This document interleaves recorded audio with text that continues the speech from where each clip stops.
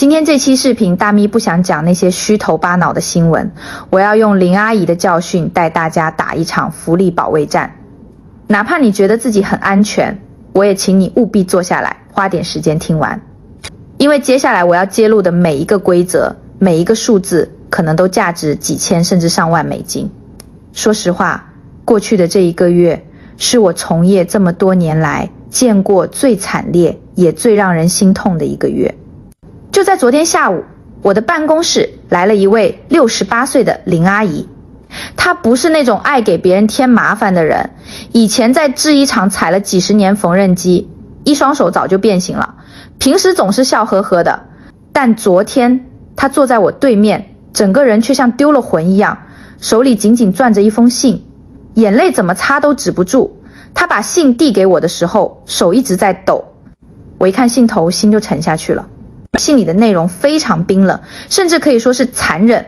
不仅立刻停止发放他这个月的 SSI 社安补助金，还要求他必须在规定期限内退还过去2年多领取的总计18000美元。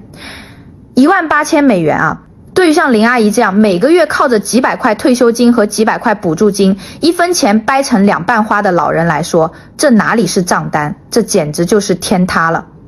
林阿姨哭着问我，大咪呀，我没偷没抢，每1分钱都是政府批给我的，怎么突然就变成了我在欺诈？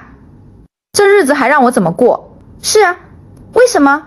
导致这场悲剧的不是林阿姨贪心，恰恰是因为一个我们华人圈子里流传了10几年的致命误区：我有退休金，我就不能拿补助金，或者拿了补助金，我就不能动我的退休金。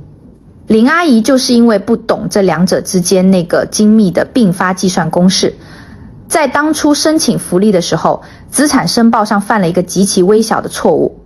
各位，现在是2026年了，大家可能还没意识到，社安局的 CISA 系统和国税局的 ASA 系统，那个传说中的 AI 联网查账系统，在今年已经全面启动了。它没有感情，它不需要睡觉，它像一只在夜空里盘旋的鹰，盯着每一个账户的流水异常。以前那种靠运气钻空子的时代，在2026年已经彻底结束了，取而代之的是一个残酷的精算时代。如果你不懂规则，哪怕你像林阿姨一样善良老实，今年也可能是你的灾难年。但如果你懂规则，2026年反而可能是你拿钱最多的1年。林阿姨的故事不是个例，此刻也许同样的信正躺在很多人的信箱里。林阿姨走后，我看着她留下的那封信，心里五味杂陈。但这几天更让我焦虑的是，我的后台私信简直要炸了。几百位朋友都在问同一个问题：大咪，我在美国打了一辈子工，交了一点税，但退休金很少，只有500-600块。我看隔壁老王1分税没交，拿 SSI 拿的比我还多，我能不能左手拿退休金，右手拿 SSI？ 各位，如果这个时候你身边的那些所谓的中介或者社安局窗口刚入职的年轻办事员告诉你不行，鱼与熊掌不可兼得，拿了退休金就不能拿补助金，请你立刻马上捂住耳朵走开，因为这句话是大错特错的。但是在告诉你为什么能拿之前，我必须先给在这个问题上想动歪脑筋或者想当然的朋友泼一盆透心凉的冷水。2026年社安局的玩法彻底变了。过去你可以说我也许有点国内的养老金没申报，或者我在美国账户里这点钱平时没人查，那时候是人查人。社安局的办事员每天还要喝咖啡聊八卦，他们没精力盯着你的每一个账户。今年社安局的 CISA 系统和国税局 IRSA 系统已经完成了全面的底层数据打通。这是什么概念？这意味着当你还在纠结填表时要不要少报200块的时候，那个 AI 系统已经在 DS 级的时间里扫描了你过去3年的所有纳税记录、银行流水，甚至是你名下车辆的异动。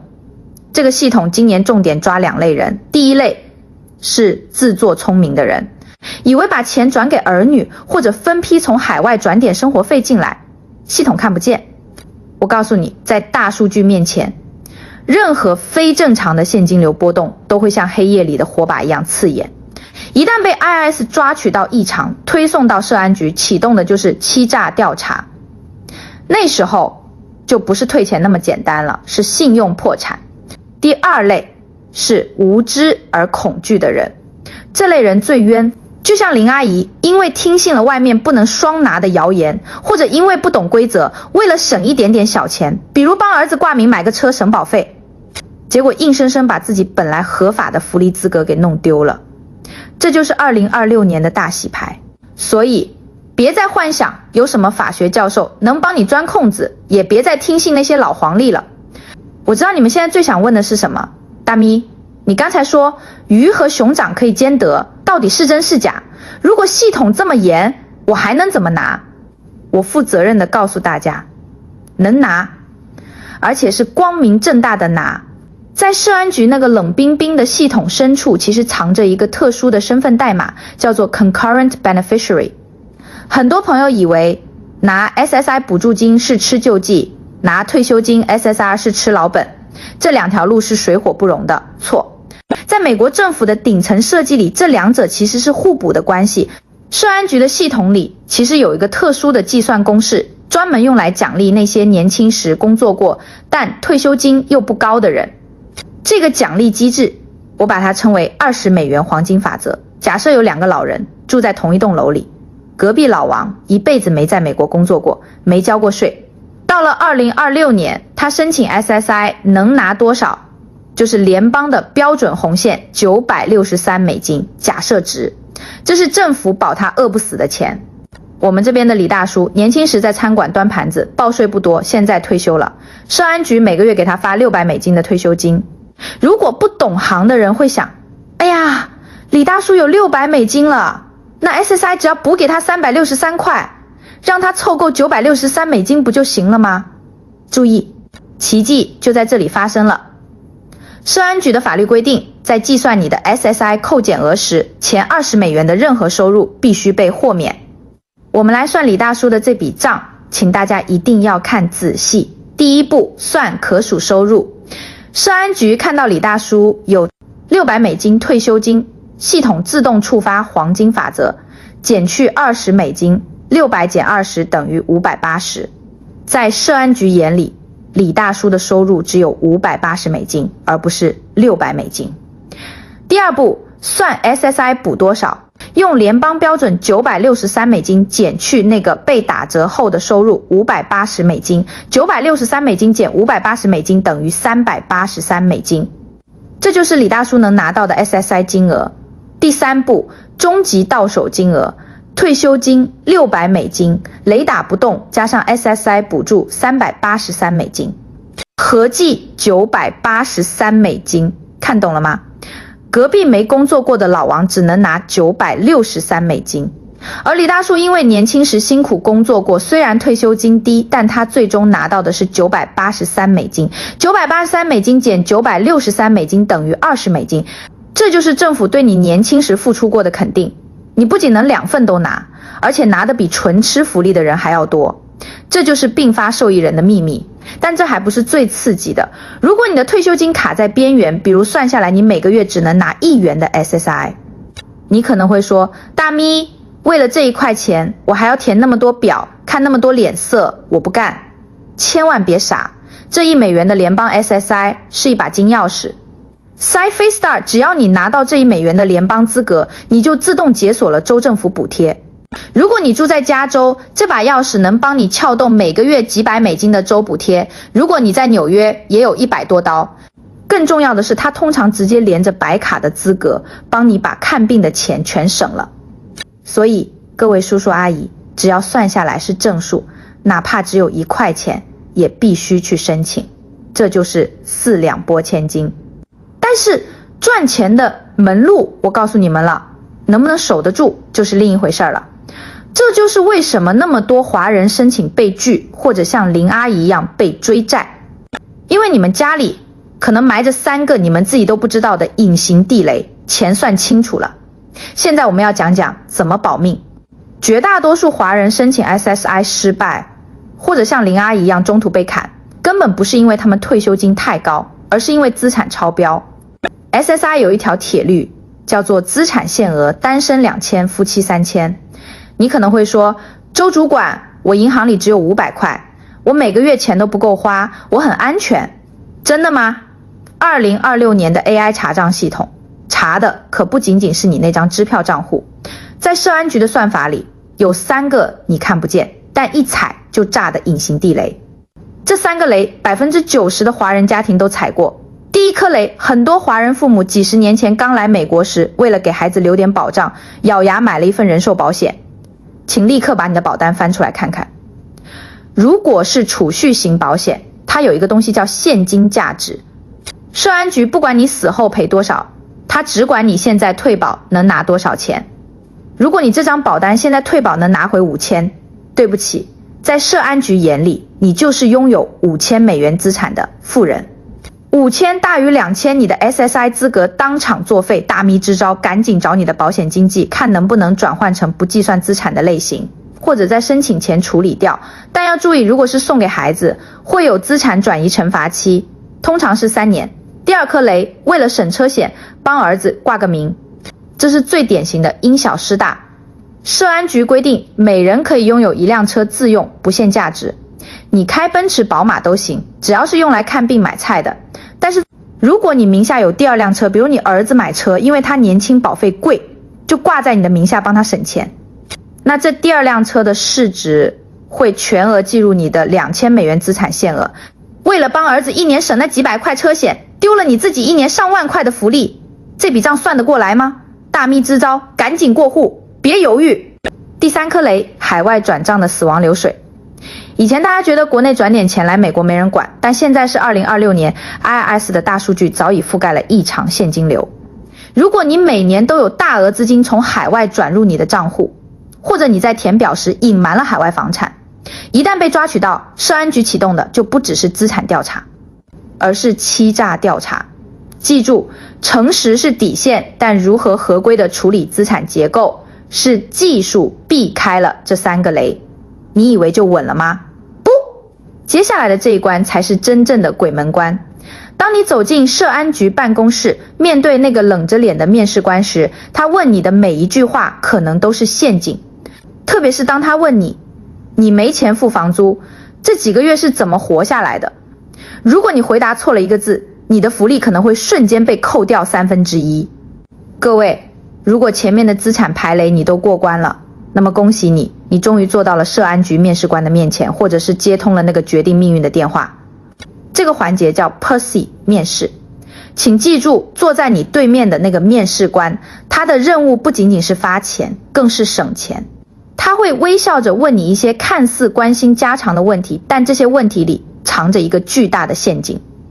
专业术语叫 ISM， 翻译过来就是实务支持与维护。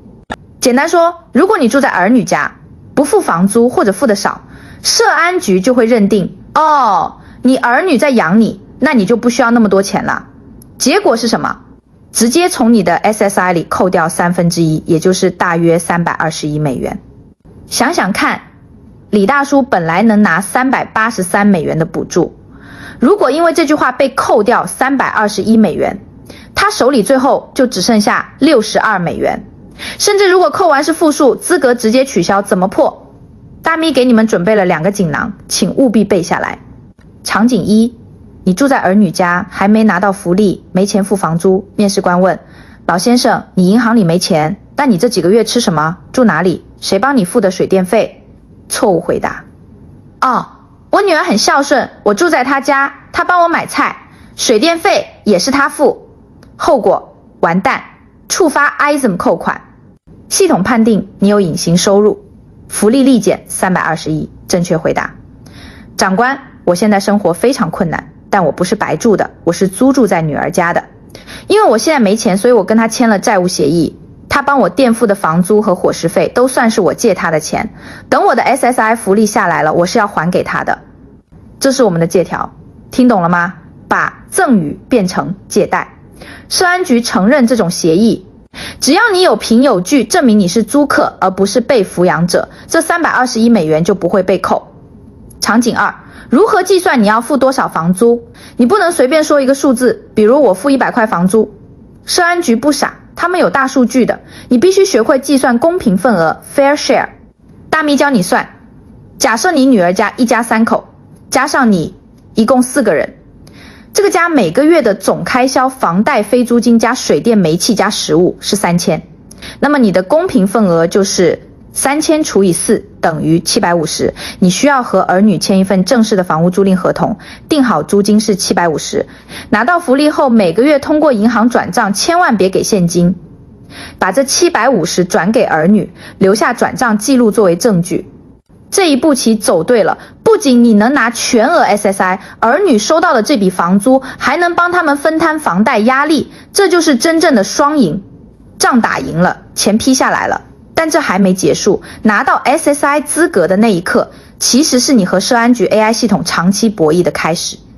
很多长辈好不容易申请下来，结果领了2个月就被停掉了。为什么？因为他们还是改不掉华人爱存钱的老习惯。为了帮大家守住这份来之不易的福利，大咪最后送给大家3个保命锦囊，请把这3点贴在你家冰箱门上。锦囊1，月底清零行动。记住那条2000美元的资产红线，它就像一把悬在头顶的达摩克利斯之剑。拿到福利后，每个月底，比如28号、29号，请务必去查一下你的银行余额。如果发现快接近2000美元了，怎么办？千万别傻傻的存着，赶紧去花掉，去修修牙齿，去配一副好的老花镜，去买几件过冬的新衣服，或者把家里的旧电器换一换。记住，把钱花在自己身上，改善生活质量是合规的，把钱存在银行里积灰是违规的。保持账户的贫穷，才能保持生活的富足。锦囊2，文件准备要铁证如山，不要等到面试官问你要材料了才手忙脚乱，现在就去准备好这几样东西。银行流水最近3个月的每一笔进出都要能解释清楚。租房合同与转账记录，证明你是 tenants 租客，避开 ISM 扣款。汽车产权证与保单，确保没有第2辆车挂靠。锦囊3，立刻行动。 SSI 有一个最残酷的规则，它是不补发申请日之前的钱的。你晚去1个月，就少拿1个月，这笔钱永远回不来。如果你的退休金低于983美元，夫妻低于1468美元，请答应大咪。明天早上醒来第一件事，就是去社安局官网或者打电话预约。最后，我想对所有在海外漂泊了一辈子的华人长辈说几句心里话。我们这一代人脸皮薄，总觉得申请福利是吃救济，觉得不好意思。你在美国这片土地上挥洒过汗水，贡献过青春，消费过每一分钱。当你老了，利用规则让自己过得更体面，更有尊严，这是你应得的权利。美国的制度看似冷冰冰，处处是门槛，它惩罚懒惰的人，也惩罚无知的人。不要因为怕麻烦而放弃，更不要因为听信谣言而错过。如果大咪今天的这番话能帮你每个月多拿回几百块钱，能让你在超市买菜时不再犹豫那几块钱的差价，那我觉得我熬夜做这期视频值了。在这个信息爆炸却又充满逻辑陷阱的时代，看清真相是唯一的避险方式。点击订阅并打开小铃铛，下一次变局发生时，你会是第一个看清真相的人。我们下期见。